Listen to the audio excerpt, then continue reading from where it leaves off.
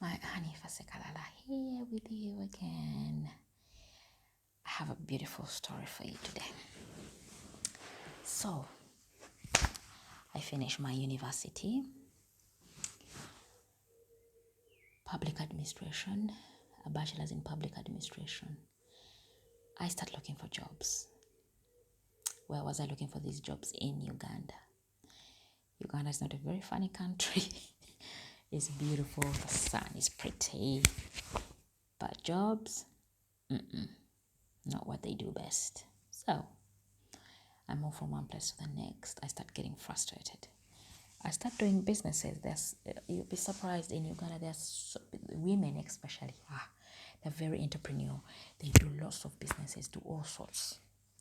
So I ventured into a shoe business. I ventured into clothing. I ventured into a restaurant. I did lots of things that eventually failed, and I was up to it here. I ran broke, completely broke. I had nowhere to live. I had nothing left on me.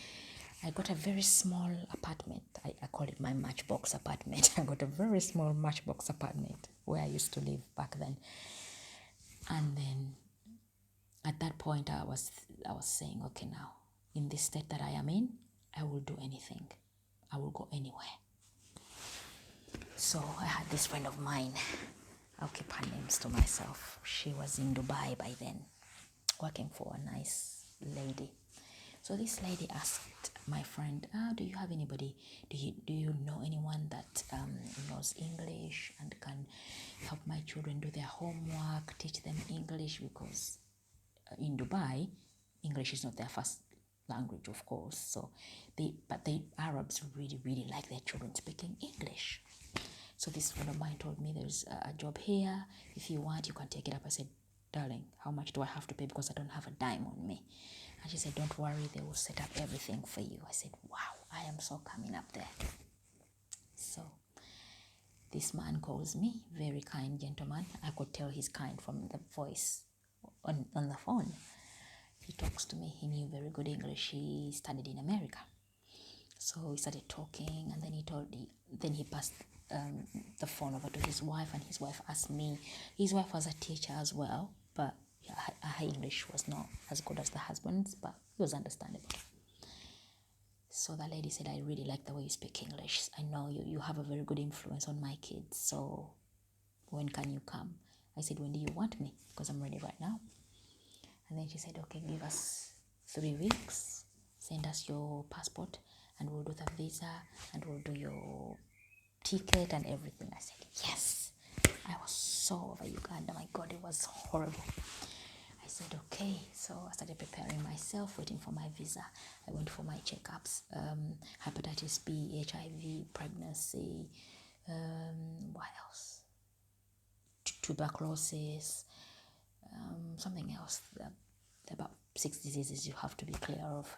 I checked myself and I was all good to go. I said, okay. Packed up my things. I was so ready to go. So they sent my visa and my everything. I went. Reaching Dubai, this gentleman with 3 kids came and picked me up. My boss. Oh, Hanifa, how are you? I told him I'm fine, thank you. This Ramadan, we are fasting. It's Ramadan now. It reminds me of this. That's why it's the first thing that I said, let me talk about. So we went, reached there. I got checked back in Uganda, but they don't trust the results. So the next day in the morning, I was in the car being taken to the hospital for another checkup. They did all sorts again, whatever, tuberculosis, HIV, the hospital was full of people. So I went back home. I was ready to work. I was so big. I was about 125 kilograms by then. So the woman asked me, will you be able to work? I said, yeah, I'll be able to work. I'm a very hardworking lady. You'll see that. She said, okay. Because she knew how much I was going to be working, she was worried for me. Because of the weight that I had, she was really worried for me. So I said, in my mind, I thought I was just going to teach these kids, like do their English and math and science homework.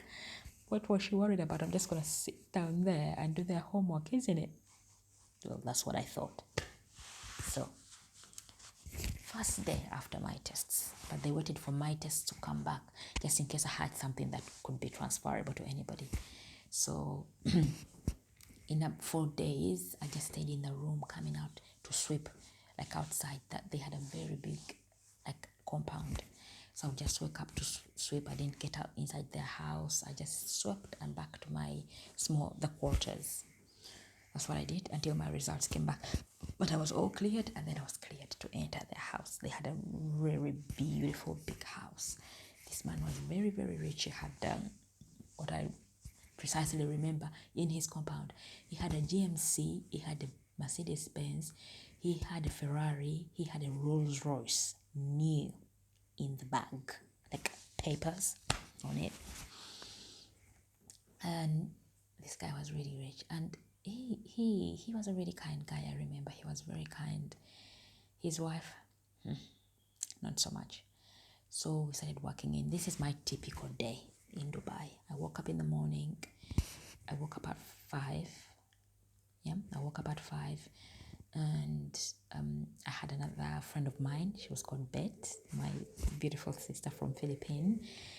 She knew the house better. She was there before me, and they trusted her better. They wanted her around their kids and stuff. Me, I had a really tough face on me.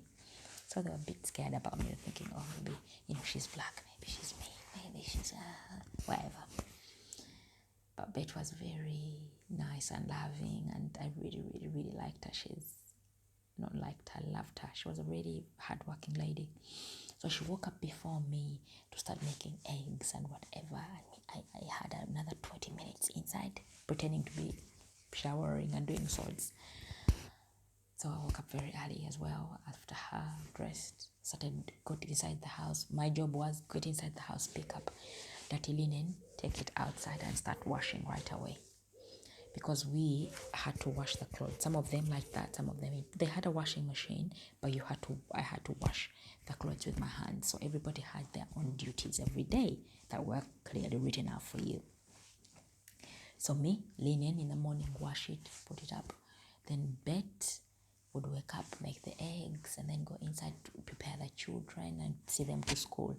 After the kids have gone to school, Bet goes to clean the bedrooms. I clean outside, I clean the kitchen, make breakfast for me and Bet and the driver.